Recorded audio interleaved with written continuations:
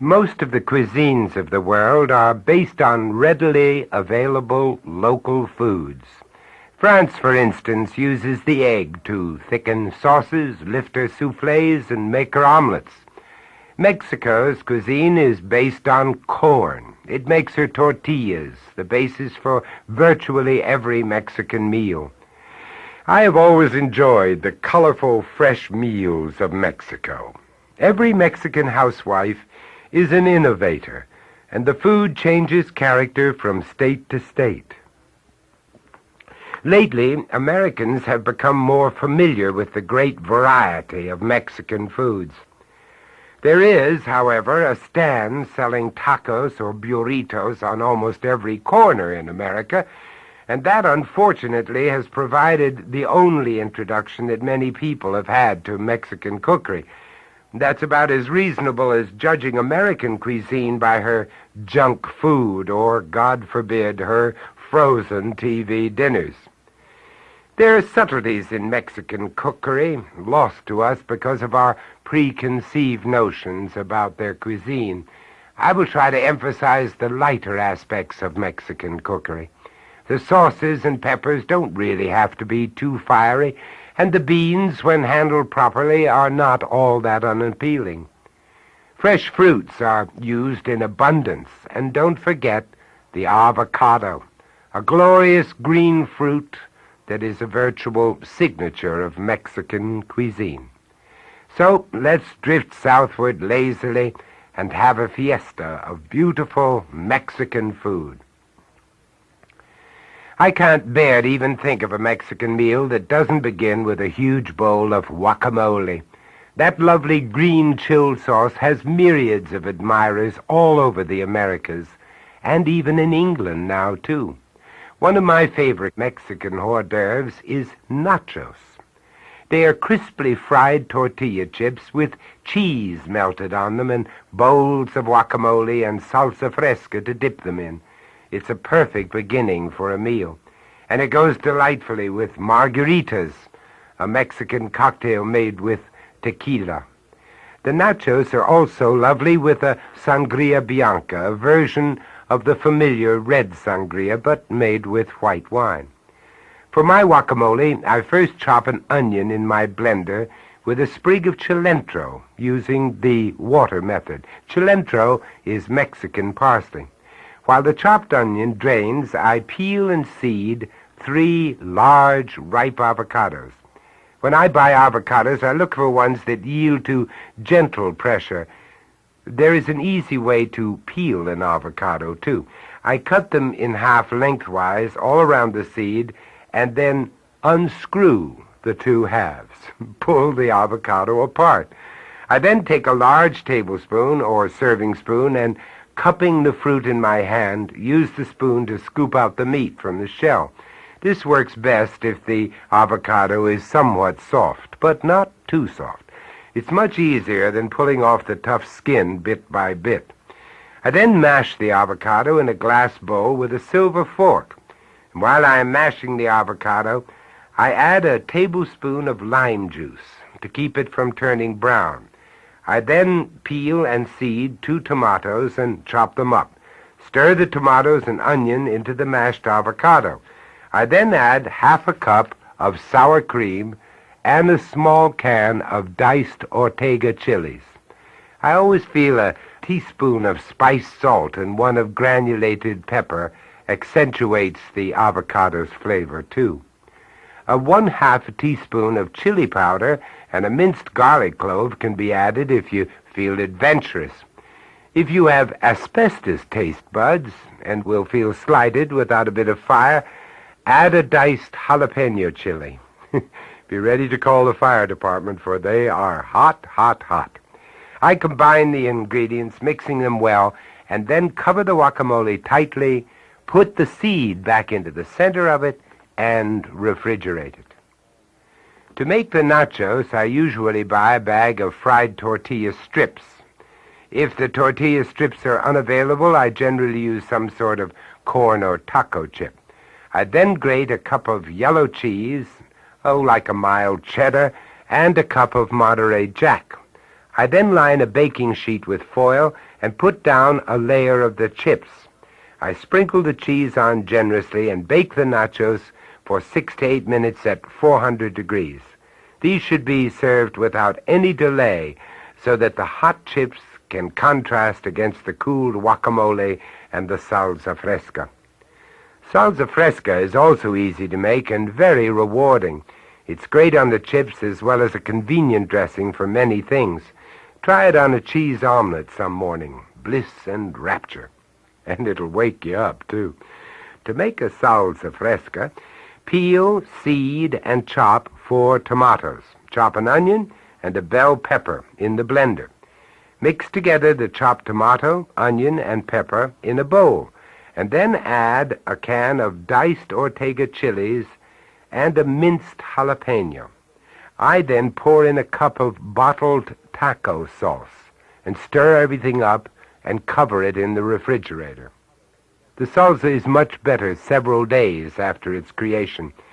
If you are a cilantro lover, a teaspoonful, or a tablespoonful if you like it, of the chopped up cilantro adds an assertive and authentic Mexican note.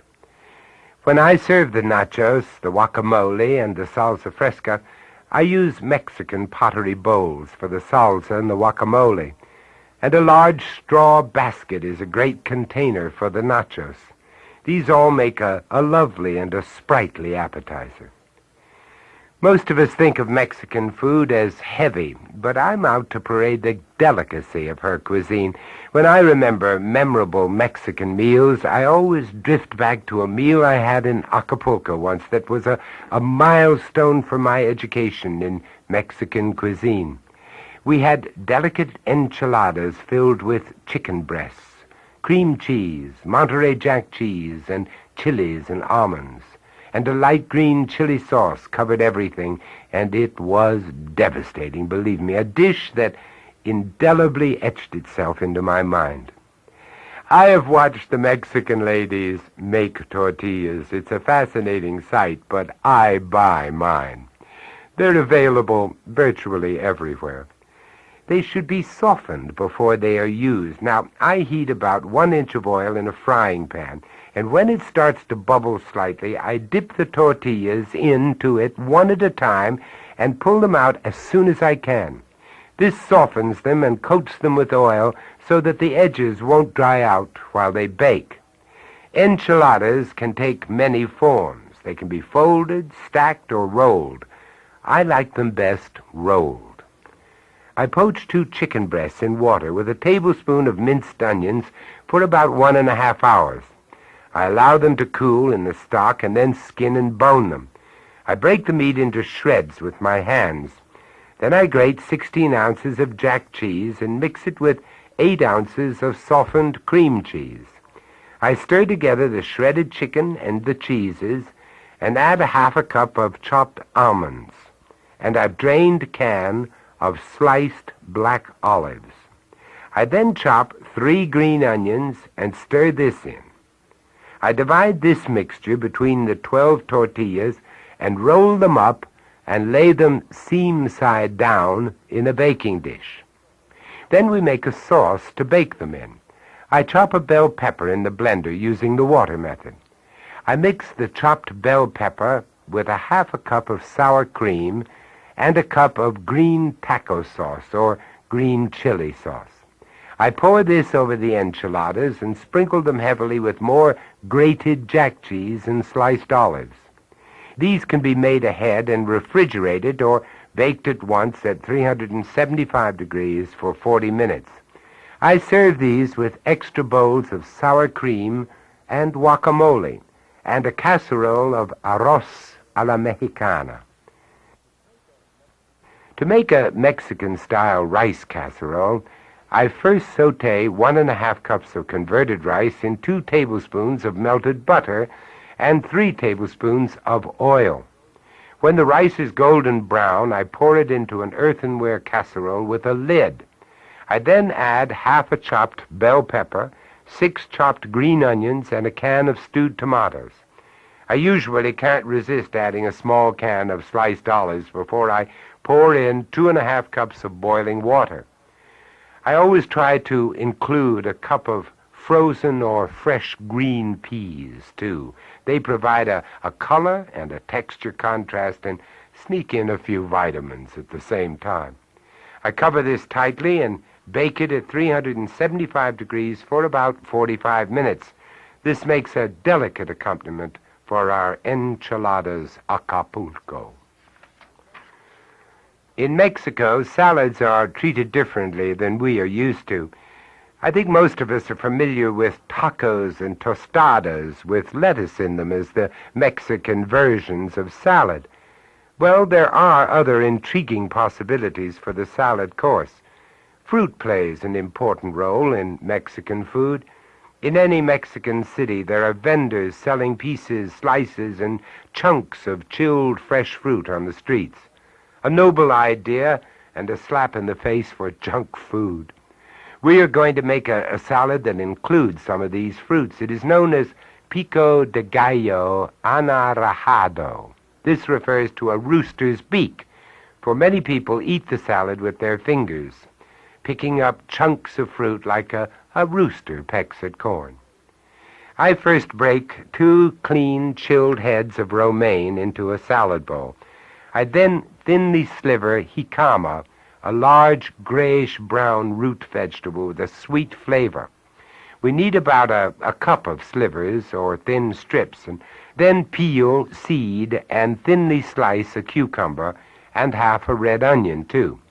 I dice half a bell pepper and thinly slice a peeled orange. I arrange all these ingredients on the bed of romaine. I then make a simple dressing of 1/2 cup olive oil, 1/3 of a cup of red wine vinegar or lime juice, and 1/2 teaspoon of salt. I drizzle this over the fruits and lettuce just before I serve it. Even though fingers are traditional, I happen to provide forks for my guests. The enchiladas, rice, and salad make a lovely meal, but I usually wrap a dozen or more corn tortillas in foil and heat them in the oven for about 20 minutes. These make a good addition to the meal. They taste great with butter melting on them. Now, the Mexicans traditionally drink beer with their meals. Dos Equis or Carta Blanca are some of the outstanding Mexican beers. But a sangria blanca could be served with this. To make a sangria blanca, you merely macerate a sliced orange, banana, and a sliced quarter of a pineapple in a large glass pitcher with 2 bottles of white wine, 4 tablespoonsful of sugar, and then when it's time to serve it, I add a cup of brandy or Cointreau and serve it all in tall glasses over ice, garnished with fruit. It's a charming, authentic addition, and delicious, too. After a meal with chili peppers and warm sauces, I always like something cool and refreshing. On my last trip to Guadalajara, I enjoyed an amusing dessert at a lovely outdoor cafe after a superb meal of spit-roasted lamb. The sun was just sinking behind the hills after a sultry, steamy Mexican day. I was pleasantly surprised when my waiter brought out cantaloupes cut in quarters and filled with scoops of vanilla ice cream and lemon sherbet. He produced a bottle of Kahlua and one of banana liqueur and poured both of them over the sherbet and the ice cream. I was a little apprehensive, but believe me, the combination was divine. He also doused my piping hot coffee with Kahlua and dropped in a couple of cinnamon sticks. Needless to say, I was virtually enchanted. Now your guests will be too.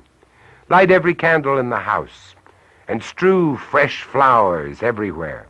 Invite your most entertaining friends, particularly those who have a guitar, and have a fiesta of La Cucina Mexicana. Ole.